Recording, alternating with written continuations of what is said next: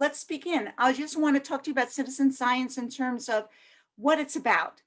You'll be hearing more about it actually. And if you work, I don't know all your backgrounds, but if you work in medicine or you're involved in environmental science, you'll hear a lot about citizen science in terms of a new way of conducting research. So citizen science is different from what we typically know about research, right? I mean, typically research, the top-down method is there's a question posed by researchers, by investigators, and they're considered the experts. And they embark on designing a study and designing the study questions and going about their business, collecting information and disseminating it to either provide direct benefit to study participants or what we call indirect benefit, contributing to the greater good. And that's considered the top-down version of citizen science. And we typically ask a question about public health in the top-down approach without consulting or involving the public in a role other than that of study participant, right? So if you think of your typical medical research, a physician says, we see a lot of asthma in this community. We need to explore why that is, what's going on in this cohort of individuals in an urban environment, let's say in New York City, and they embark on that study. That's changed somewhat over the years with a branch of research. Some of you might be familiar, that's called community-based participatory research.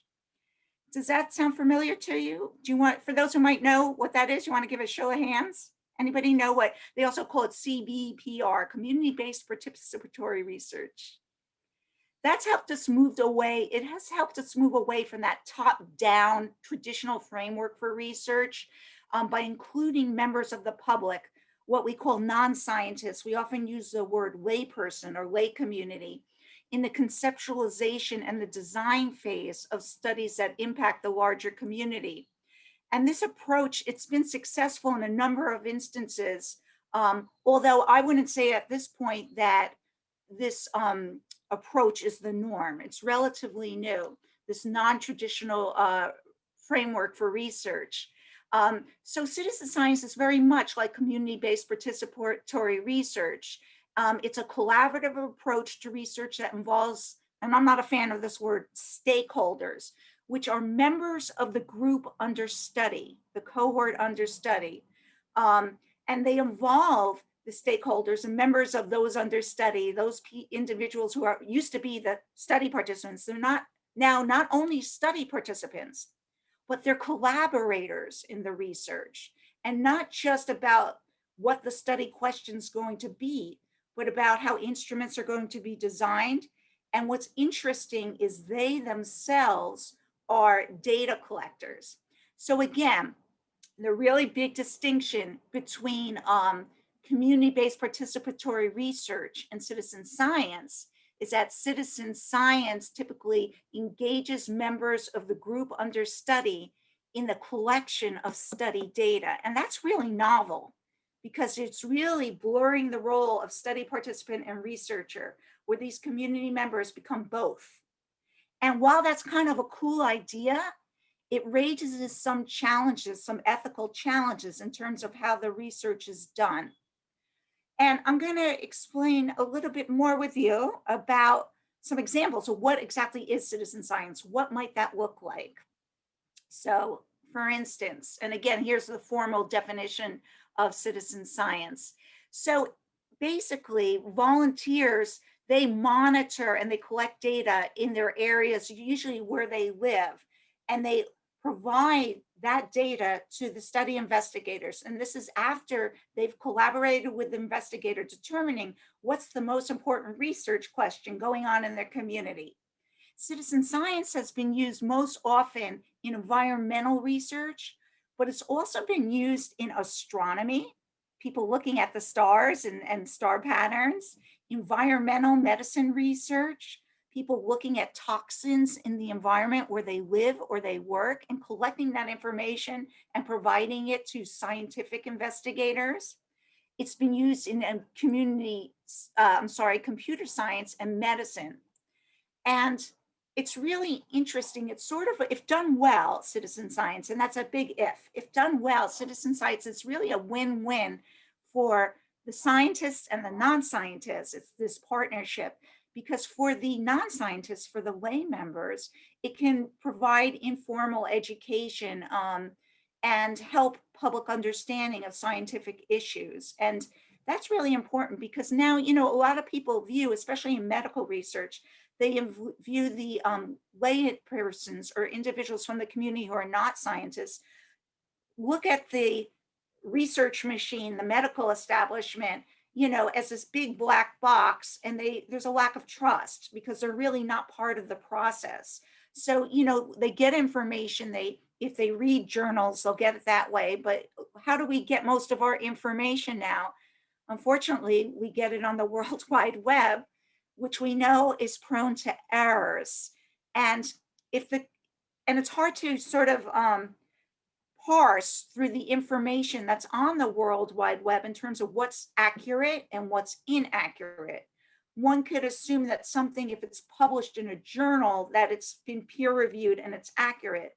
But let me ask you, how many of you, and you could just do a show of hands, have looked up your health information, your medical information on the web, right? Anybody? You search, you're something you're concerned about for either you or a loved one or whoever, and you search on the web, right? And so we're looking at WebMD and other different forms of social media, and what we might be getting could be helpful, and what we might be getting could be incorrect. So the beauty of citizen science is if the layperson is part of the scientific endeavor, they're getting information firsthand, and it's not like telephone where it could be third or fourth person information or something that's just floating around the internet that hasn't been validated. So there is a benefit to citizen science if it's done correctly, but that's not always the case. So let's talk a bit. I want to think it's about who participates in citizen science. I think it's really interesting to think about what motivates members of the public to participate in citizen science research. So let's think about this. Now, of course, it goes without saying that some people might just find it enjoyable, might be enthusiastic about the goals of the project. If a citizen science project resonates to them, maybe they're worried about air pollution in their community and they could be a part of research conducted about that air pollution. They might be motivated and enthusiastic because it directly involves them. And it also can give them a sense of control. A lot of people feel, they're at the mercy of the big medical research machine in terms of what's churned out and how it's done, and they don't have a voice. Citizen science offers that voice. It offers individuals the chance of being part of something. And again, it could potentially have local change to them that would be a benefit to them. And that has to be really clarified. You don't, as a citizen scientist, you don't want to promise things to the community that you can't deliver. And we're going to talk about that in a moment. And there's also a motivator is receiving an award for participation. And by that, I'm not really talking about a monetary reward for data collection, but something that's personally rewarding.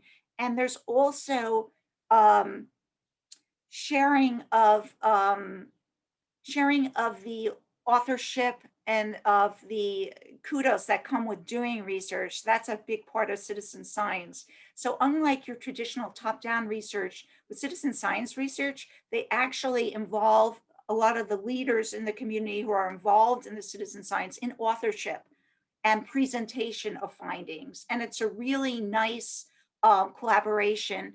And it's something that's being done more and more. And by the way, if you have any questions, you can just chime in, you can send a chat or whatever you're comfortable with. And after this talk, we'll certainly open it up, and I look forward to hearing more from you. So there's lots of different ways to be a citizen science. And this is just one example from environmental research. This is from the National Oceanic and Atmospheric Administration. And these are some of the things that depending what part of the world you live in, you could be involved in through the NOAA. One opportunity is, which I think is fascinating, is you could be involved in tracking the tides. You could report local water levels and flood impacts to help the NOAA better understand and communicate about future floods. And as we know, flooding, tsunamis, a lot of weather-related conditions, especially with climate change, is a hot topic globally.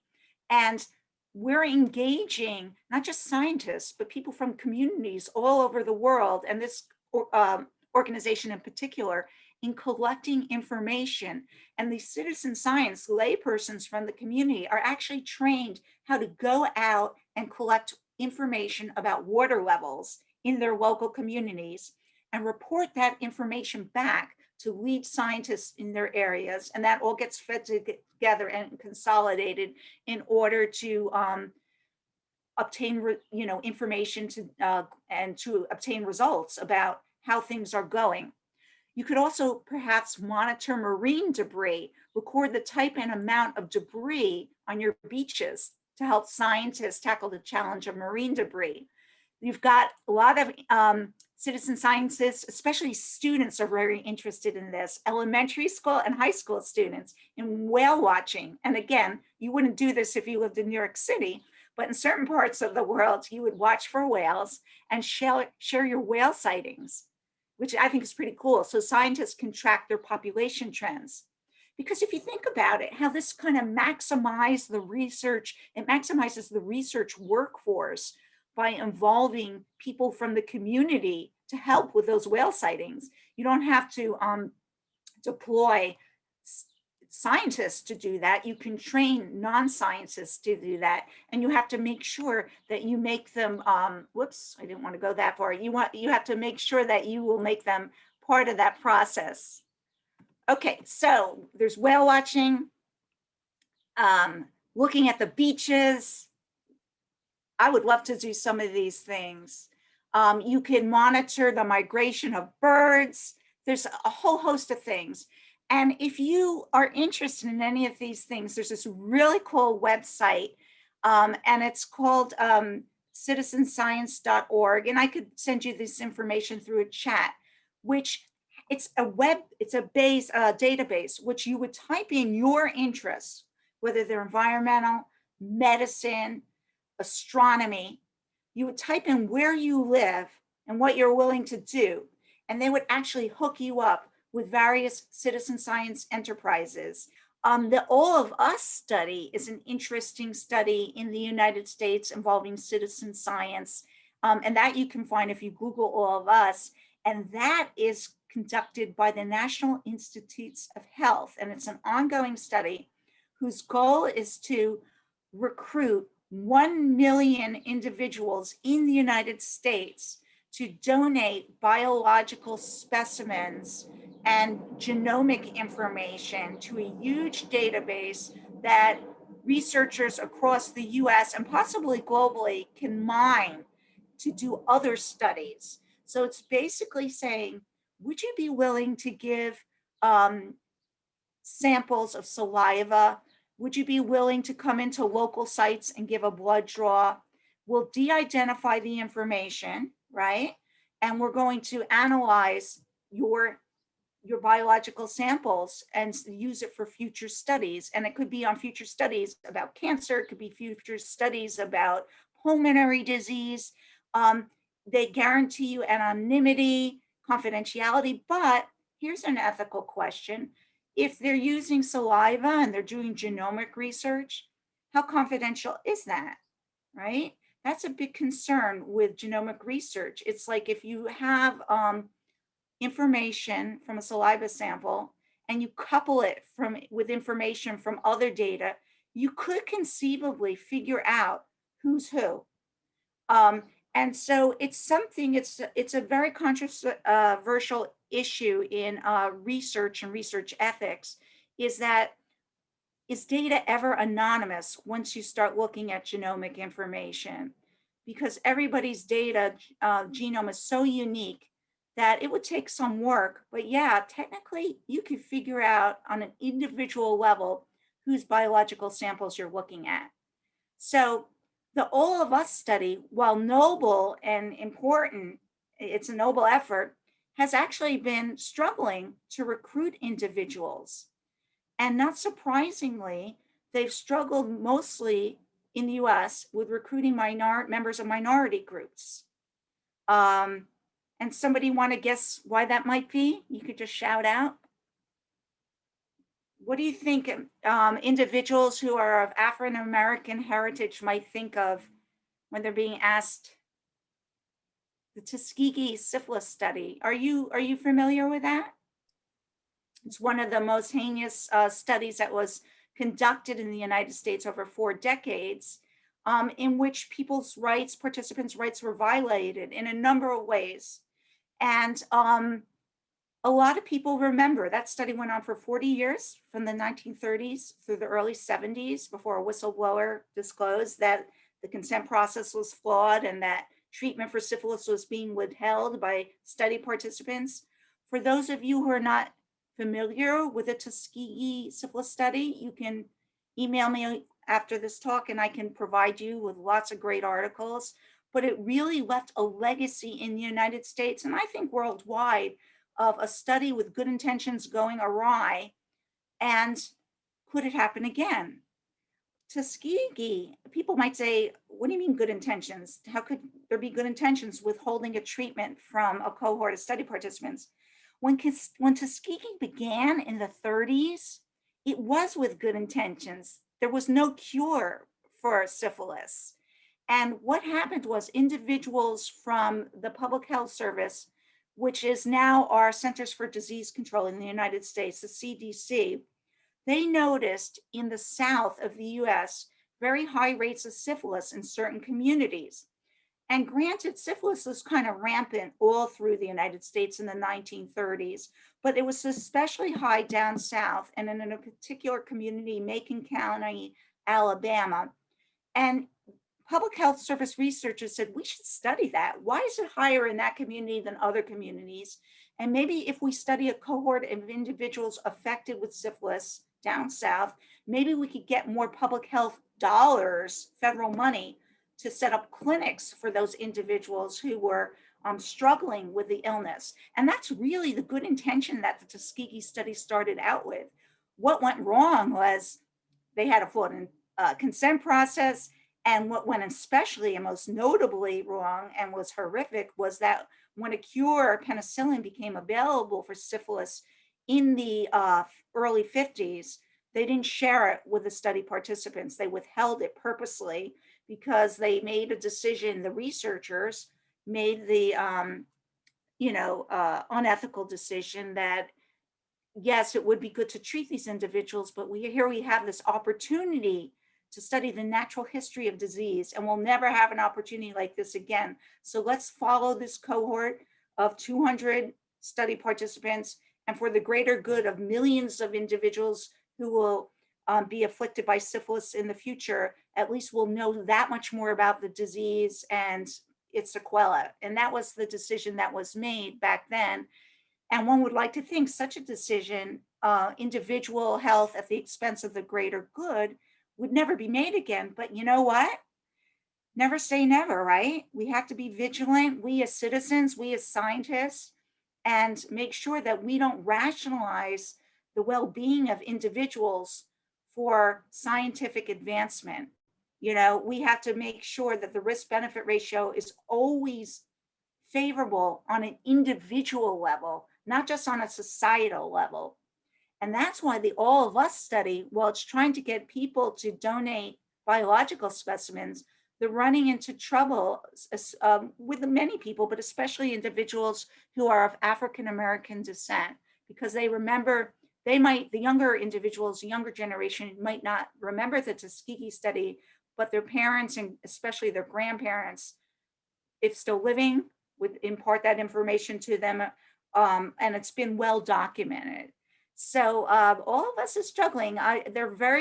They're still trying to obtain 1 million samples. I don't know how many they have to date, but I know individuals who, from all walks of life, not just African American, who would be hesitant to participate in this because they don't know where their data exactly is going and how it's going to be used. And they might be experiencing what we call medical distrust or medical mistrust.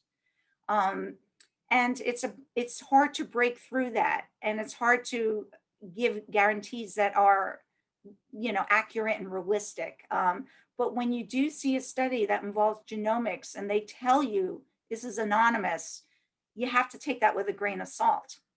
Does anybody have any thoughts about that or comments? It's not that I'm trying to talk you out of research. I myself, and I realize I didn't say this when I introduced myself, I'm a research ethicist.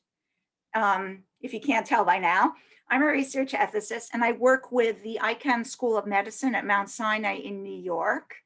And I chair one of the IRBs there. And we review biomedical and social science research that comes into us. And one of the things we look at very closely is the risk-benefit ratio of studies. And we look at the potential harms that can occur. And those harms, obviously, they can be physical harms, right? If you're participating in a medical study, but they could also be psychological harms or what we call social or group harms, which could happen. And we try to pay close attention to how information is going to be collected, how it's going to be secured, if it can be totally secured, right? And we look at the informed consent process because we want to know, what are investigators telling study participants? Are they giving them guarantees of anonymity? Are they going to share the results of their research with the individuals? And what is the agreement, the understanding that's supposed to be, it's supposed to be articulated in the consent process? And is it well done? Is the process of explaining the research well done to individuals? Now, it's not a requirement that a scientist bring back their findings to the community. It's a good thing to do. It's a nice thing to do, an ethical, important thing to do, but there's no federal regulation that says you must disseminate your medical findings with the lay community or the community of individuals from whom you've collected the data. We encourage that. IRBs like to see that. If you're doing community-based participatory research, the expectation is you will do that. And especially if you're engaged, a scientist engaged in citizen science from the get-go, you've made the decision that not only are you going to just share information with the people who you're collecting the data on, but you're going to even have them help you collect the data. So you can see different iterations of community involvement in these different designs. But if you get a chance, look up the All of Us research project. It will probably yield some very important results over the years, but now it's I would say in its infancy in terms of enrollment. Dr. Wilets, you have a few questions from Warren and Annette. Oh, great. So I'm not seeing them in my chat so I'd be happy to take them. I'll spotlight Warren for you. Thank you. I appreciate it. Go ahead, Warren. Hi, Warren. Hi there. Thank you. Yes. You mentioned the Tuskegee study, and I had a question on if a study is found to be unethical in its parameters or how the project is executed, what actually happens to that data? Is the data used from the Tuskegee studies and that cohort, is that data still being used?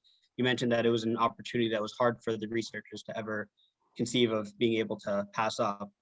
So once they've obtained that data, is it ever used for what it was intended for? Warren, that's an excellent question, and thank you for asking that.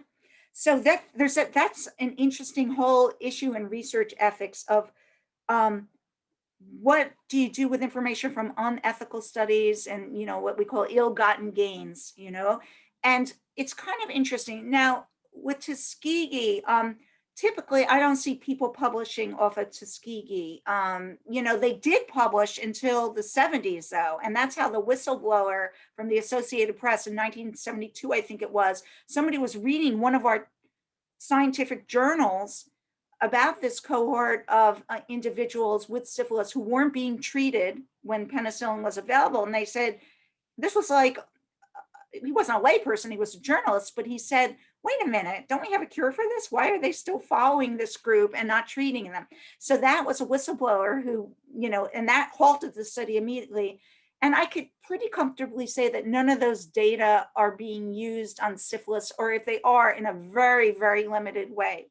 What's interesting, are you familiar, Warren, and the others, are you familiar with the well, it was research, it was really genocide guised as research in the 1930s in Nazi Germany, right? I was going to mention the Japanese. There was a very famous medical unit in the Japanese army, also during World War II, that also performed medical experiments on prisoners of war and things of that nature. But Yes, right? Horrific stuff, right? High altitude experiments, throwing people out of airplanes, throwing individuals into freezing water without their consent, obviously. And these were studies, they called them studies, but they weren't designed with, they didn't go through any IRB, they didn't, they didn't have favorable, what we call risk benefit ratios. The mortality for a lot of those studies, this Japanese one, was upwards of 80-90% of the people who were involved in those studies perished as a direct result of those studies.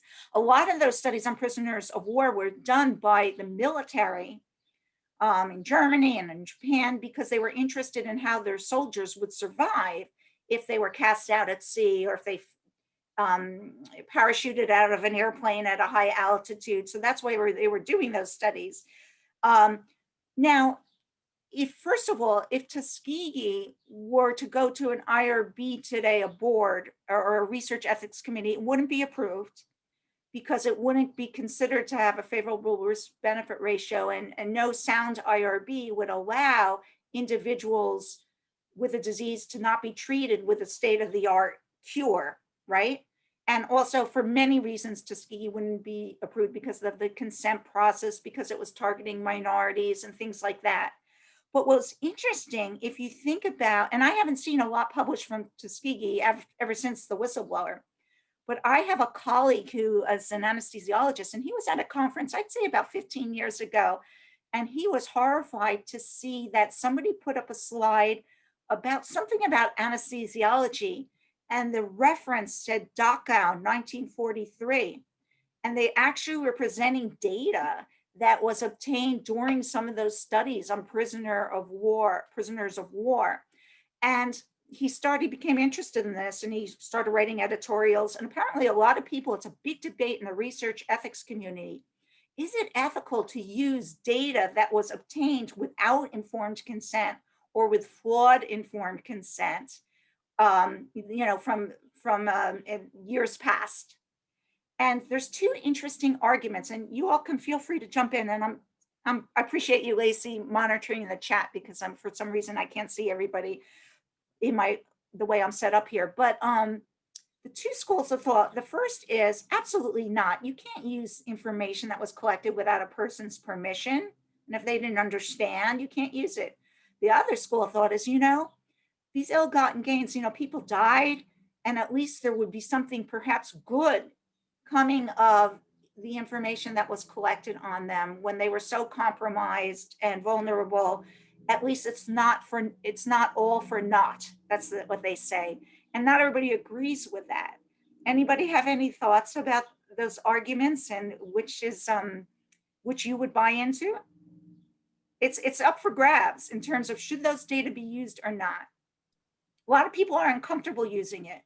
Some people, they'll say, especially a lot of people in the scientific community, because they said, unfortunately, or fortunately, some people argue that, especially in Dachau and Nazi Germany, the studies that were done, although they had high mortality rates, some of them actually yielded some helpful information in medicine. And I know it's horrible to think of it that way, but there's actually some not good, but useful information. And it's a real conundrum over whether you should use that. But now an IRB will not let studies like that to come to fruition, because the risk is too high and the informed consent is either non-existent or lacking in some way. And Lacey, did you say there was another question? Yes, we have a few actually. Annette, I believe you were next, followed by Caitlin and Rachel. Hi, Annette. Hi, I actually had a comment about the question you just posed. I remember like in a lot of psychology classes, like they'll reference like pretty unethical studies, like the Milgram experiment or like the Stanford prison experiment. And I think that like I don't know, like to the question you posed about whether we should use that research, for psychology research, like they're like very insightful studies, you know, like obviously very unethical, but they're like they help us understand like psychology like so much better. So I think that in in the cases where it's, like, already done, like, I think it's okay to use it because it's Yeah, already been collected. yeah. Yeah.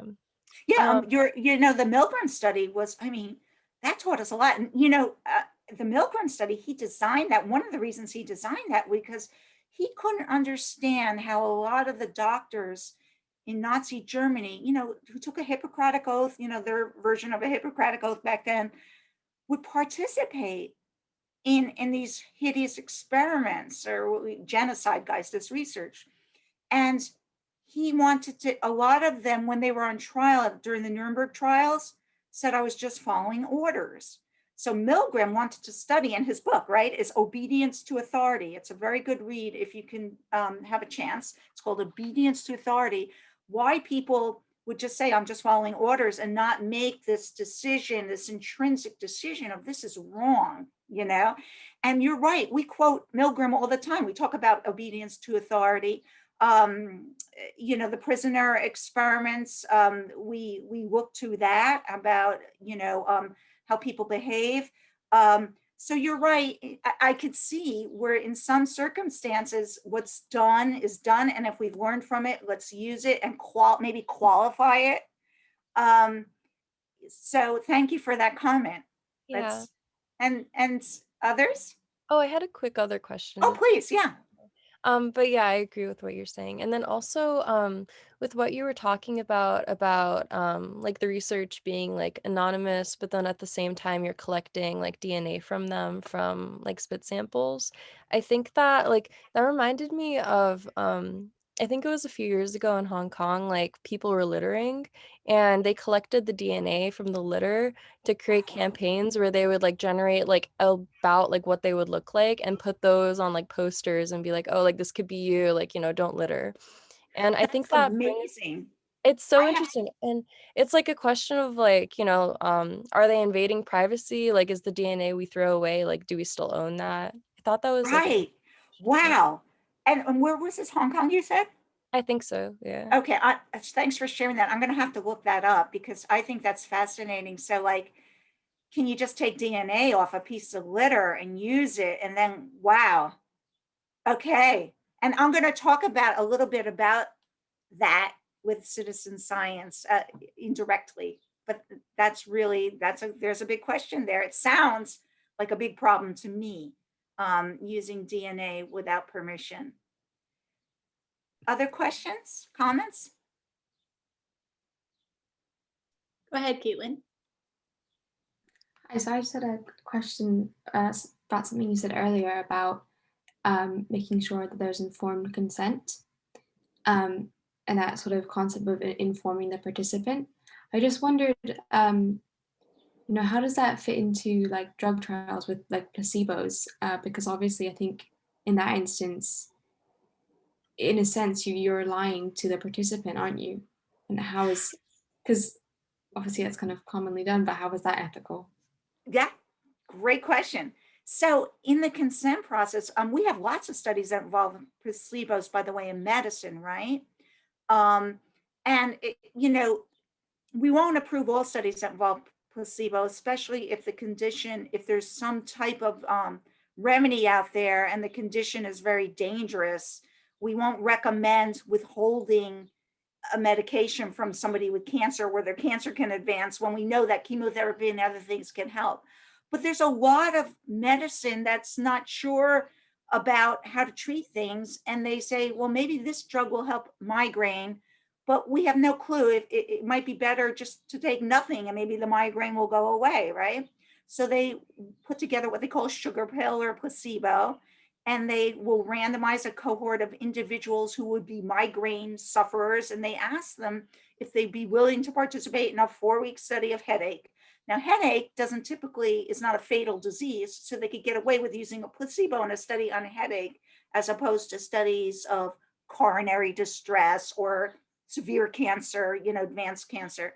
So going back to the migraine study, what they would do is the consent process wouldn't lie to them, but it would actually tell them that you're participating in a study, and of which we're going to try to see if this new pill, this new wonder drug, helps diminish the symptoms of migraine.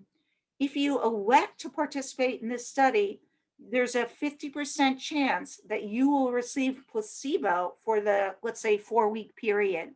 Are you willing to do that?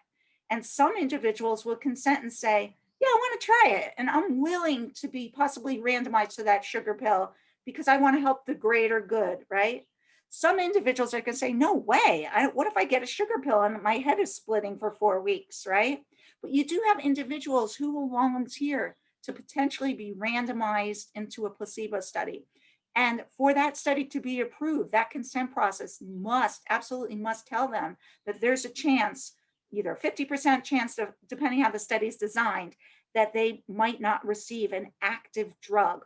And there's variations to that type of design. But anything with a placebo, the study candidate has to be told upfront, but before the study begins, before they sign up, that they might be in a group that's not getting experimental treatment. We also have designs, by the way, which they're called crossover designs, which it could be like they'll say to that cohort of individuals with migraine, for the first 2 weeks, you're going to get randomized into either the experimental migraine medicine or an inactive agent. We're not going to tell you which you're getting, and even the investigator might be blinded to that.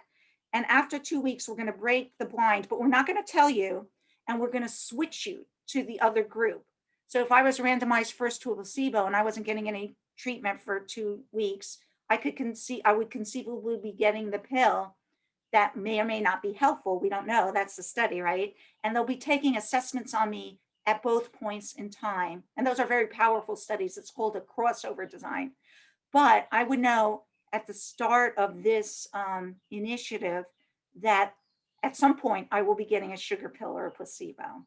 So you can't tell somebody they're getting something when there's a chance they won't be getting something. You have to tell them there's a chance they won't be getting something. Does that help, Caitlin? Yeah, thank you. That makes Yeah, a lot of sense. and that's in any research ethics committee, any IRB. That's like their federal regulation, institutional policy. That's part of the consent process with placebos. And any other questions, Lacey? Anybody in the queue in terms of? Yes, Rachel, go ahead. Great, thanks. One quick note in response to Caitlin's point, there's in the research field kind of a growing push toward, I guess it's not necessarily new, but an emerging research practice known as comparative effectiveness research. And the idea here is that instead of giving one group a placebo, there's sort of a push for giving different groups of individuals drug A versus drug B, or drug A versus treatment B. So everyone is still getting something, but you still have a point of comparison between the two. So you can't control all the variables. But that's one kind of interesting topic in the research field worth looking into. Definitely. Yeah. Definitely. Thank you. And, and I don't know if Anna, Professor Lita is on the call, but we should give a talk next year on comparative effectiveness trials because they're really interesting. And there's a big push in hospital settings, Rachel, to do those studies where you've got like kind of, two therapies floating around and it's not really clear, like if one's better than the other. And they're both approved therapies, though they're not investigational, right? They're both FDA approved therapies, but different therapies, just because they're FDA approved, in the States, doesn't mean that they don't have side effects, doesn't mean that, they're difficult to take. Maybe you have to take really large pills, or many pills over, frequently over time. So those are very useful studies to kind of put what they call head-to-head, contrast of the different approved therapies being used to see if one's better than the other. Yeah. So thank you. Sure. And one other quick point that I was going to add, I originally put my hand up when you were asking the question about whether or not to use data that were identified as being collected in a way that maybe was problematic or unethical. And I really appreciated your comments about kind of qualifying the use of those data. Because one of the teams I'm working with is creating sort of a checklist that researchers can use to try to eliminate the introduction of bias in their use of new and emerging data sets, particularly racial and ethnic bias. And as we've done interviews to ask experts in the field what should be built into the checklist, a lot of them have been saying, if you're using data that are problematic, be clear in your final report about how those data were collected, what information you do and don't have, which subgroups or populations can you actually generalize to accurately and which ones you can. And so a lot of people have been saying sometimes you can use the data as long as you can be really clear and transparent and communicative about what the limitations of those data are. So we're seeing a push for transparency in the research field. So I thought that advice you gave on qualifying was great. It was another kind of vote of confidence for the work that we're doing. Oh, Glad to hear that we're on the right track. Excellent. We are on the right track. And that's really awesome. I'm really happy to hear about this push for, the transparency, and it's sort of, as you said, the limitations of the study, like just saying upfront, we struggle with studies here. I can tell you some limitations through the IRB here at Mount Sinai. We have a large Latina community, and we do a lot of research studies that you have to, if you cannot communicate effectively in English, you're not, you can't enroll in the study, because investigators say, oh, we don't want to translate the consent, we don't want to translate all the instrumentation, and then you're like, well, wait a minute, you're studying, a community that's largely affected by the disease that you're interested in, and a significant percentage can't participate because they can't, they don't, their English is not their primary language. So we have a big push to make sure that investigators find a way to communicate with other cultures, people who speak other languages. And I think that's really wonderful to hear what your group's doing. Do you feel that, Rachel, I'm interested, do you feel that people recognize like their implicit bias in some of their studies, or do they have to be kind of directed towards it? Not everybody thinks that you're an expert in that field, but not everybody will recognize it. It's interesting. We were actually trying to embed the checklist, to test embedding the checklist into an IRB process to see if we could force people to go through the checklist somewhere in their research timeline. That's great. I love this idea. We're trying. Well, let me know how it goes, because it's pervasive. It's a pervasive and important issue. Yeah, we're finding that the early adopters, like people who are already primed to it, are really sensitive to it. And then some people, you'll ask them questions about it and they'll say, oh, I don't have to worry about race and ethnicity data because that's not what my study is about. And so it's just not even on their radar. Right. And so you kind of get people at either end of the spectrum, but it's really hard to capture people who could make a swing in a more sensitive or culturally responsive direction. We just have to figure out what language to use to loop them in. Right, right. And to be culturally sensitive. That's so interesting. That is really interesting. Well, let me do this. I just have a few more slides. I want to go through the few more slides and then we can open this up. And you can definitely, you have my contact information. You can email me outside of, the hours of the class. I'm happy to engage with you and talk about anything related to the work you're involved with. So so citizen science, I've been singing its praises. It's really cool. You involve the community, they get back something from it. They're a collaboration. It's a collaboration between non-scientists and scientists. But we worry about, scientists have gone to school for a long time and they've been trained in collecting data. And it's hard to train individuals who have, might have limited education, did not go to medical school, graduate school, on some of these processes. Whale watching is one thing, right? But even whale watching, I would need to be told. I would probably look at any fish and say, that's big, and say, there's a whale, so you need to really train somebody to make sure that the information you're getting is accurate. There's issues regarding whose data is it. If you've got laypersons collaborating with you, do they own that data in some respect? Or is it just the institution or the sponsor of the study. There's also possibilities for conflict of interest, and I'm going to give you one quick example. And potential exploitation has been raised by some ethicists as a concern in bringing in community members into the process of serving as both data collectors and study participants. So really quickly, there's a lot that goes into data quality. And the big thing, I think, is the accuracy. When you think in terms of citizen science, it's like you have to make sure that the accuracy and the consistency of the data are ensured. And that can't be done without adequate training of the laypersons and their willingness to be trained, right? You have to get a cohort of individuals in the community who are willing to be trained. And they do, even though they're collaborators, there has to be a principal investigator. They have to be willing to take direction from the investigator or investigative team leadership. Data sharing and intellectual property. Who do the data belong to? If you have people collecting data, does that mean they own it? And actually, if you think of a typical top-down scientific scenario, if I'm a research coordinator and I'm collecting data for a medical study, just because I'm collecting that data, I don't own that data. That data typically goes to the initiative. Even the investigator doesn't own that data. At Mount Sinai, it's the institution considers itself owning that data.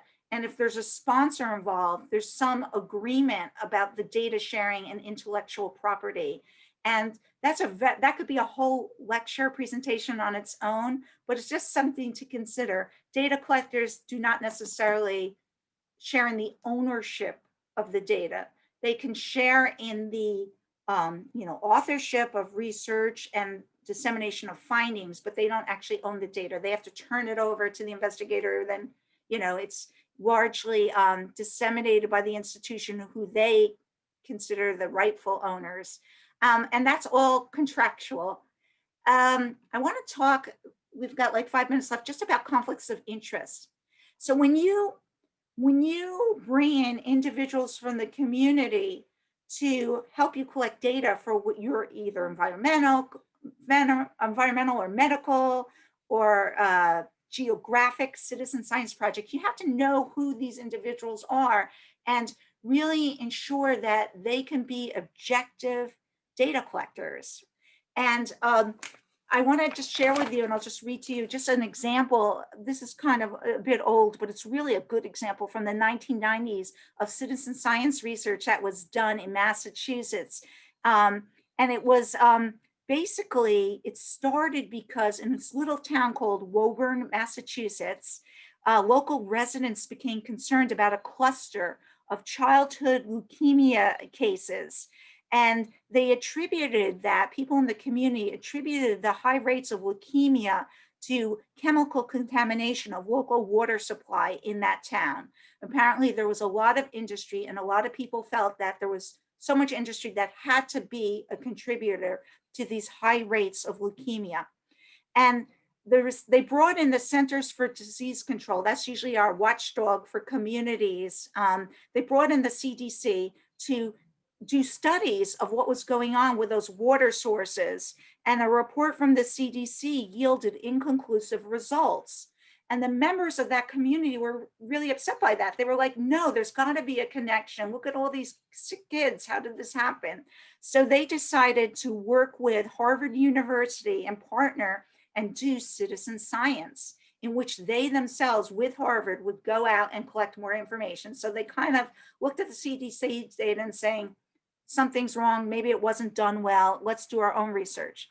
So Harvard trained 235 citizen volunteers, or as we're calling them now, citizen science, who conducted 5,000 interviews of Woburn, Massachusetts residents to identify childhood disorders and pregnancy complication. The study results, which were released several years later in the 1980s, actually found an association between childhood leukemia and 2 polluted city wells. So there was a link.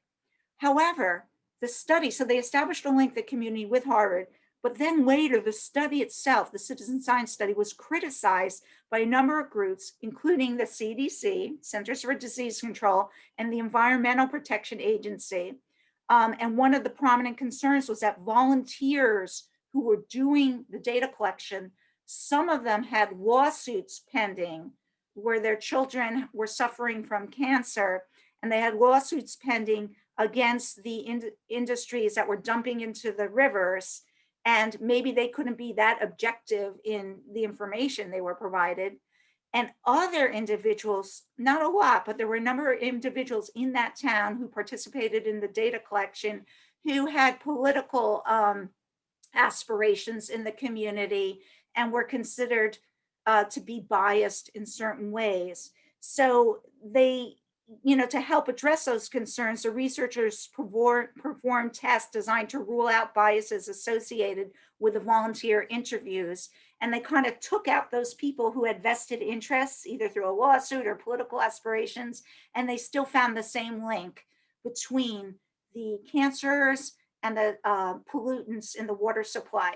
But it was interesting how this study almost like didn't come, the findings from these studies almost weren't disseminated, because on closer inspection, it was determined that some of the members of community from the community might not be so unbiased in their data collection and the reporting. And that's why citizen science has to be carefully looked at for conflicts of interests. And the last point, given that it's almost 2 o'clock, is there's also the potential for exploitation. The scientists have to be carefully monitored that they're not taking advantage of the citizen scientists. So they can't just say, here, you can collect these data and then not share the findings with the lay community. And they should provide opportunity for the lay community to receive some kind of benefit and some type of recognition. And most often that recognition is viewed as authorship. So basically, this will be my last slide. So the investigators, if you're going to conduct citizen science in medicine or any other type of field, you should really explain the study goals and the data to be collected to the individuals. The citizen science, the laypersons, they have to be willing to be trained and supervised by the researchers. They can't just be cowboys collecting information willy-nilly. They have to follow a protocol. The citizen science should be made to feel useful and valued, the citizen scientists, and they should be really made an integral part of the dissemination of findings, and they should be considered for authorship. There's no federal regulation or institutional policy that will say you have to make lay people authors, but if they're working really hard, I think it's better science and very collegial to do that. And I'm going to end here because it's 2 o'clock, and I guess we should take some questions, but I do want to, before I take a few questions, and then we could talk outside of this scenario, I do want to prime you for the movie 3 Identical Strangers, which we're going to show after the questions. And again, I can't see everybody in the forum, but how many of you have seen this film? Yeah, hands up. Lacey, are there a lot of people raising hands? I see 2. Oh, okay. Well, for the 2 of you who've seen it, it's worth seeing again because I've seen it several times, and you always pick up something new from this documentary. This is a documentary about research that was done in the United States. For those of you who haven't seen this film, I can tell you right now, it is going to blow your doors off. So I'm really excited about you watching it, and then we'll talk about it afterwards. The movie runs approximately 1 hour and 36 minutes, and we'll set you up to view it. But going back to citizen science, can I take a few questions, maybe a couple questions or comments from folks? Maxie, did you want to ask your question? Oh, I did actually. Oh, great. This doesn't relate like super directly to citizen science, but just more the ethics of like setting up an experiment as a whole.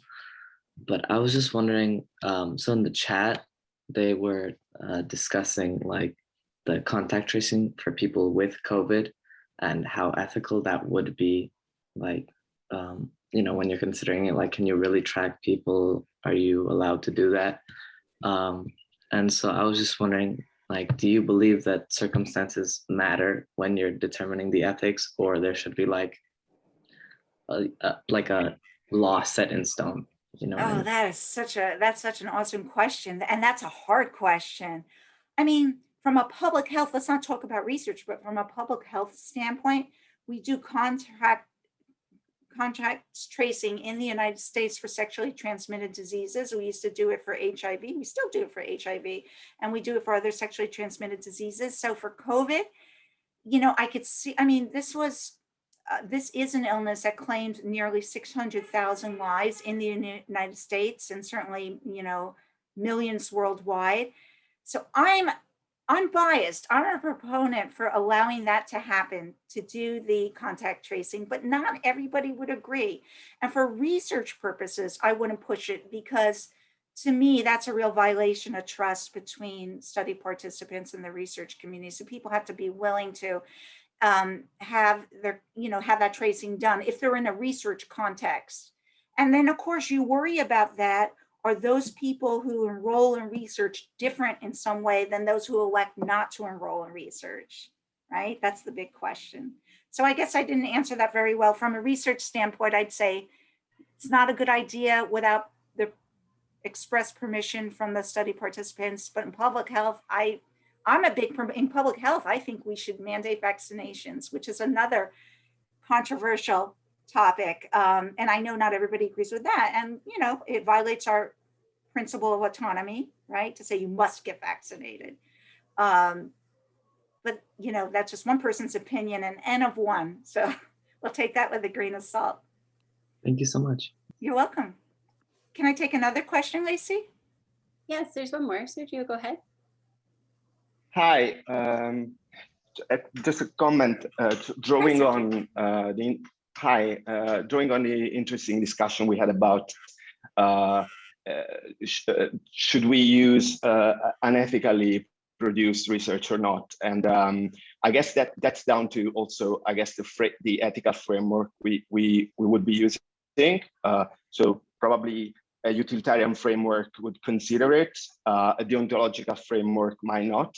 So my question is, given that we're talking about sort of greater active participation of citizens into the production of empirical data, shouldn't we perhaps ask the wider society what's right and what's wrong? Sort of involve them in the ethical bit of research as well. That's and fabulous. how we do that. Sergio, thank you for that.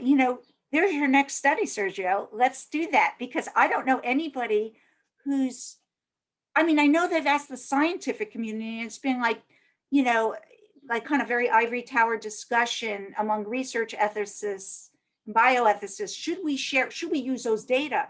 But I don't know if they've actually gone to community cohorts and asked them, what do you think? Like for instance, the Holocaust, there's very few living survivors of the Holocaust, but there's generations removed. There are children of Holocaust survivors and grandchildren of Holocaust survivors. I wonder if anybody's ever asked them what they thought about use of those data.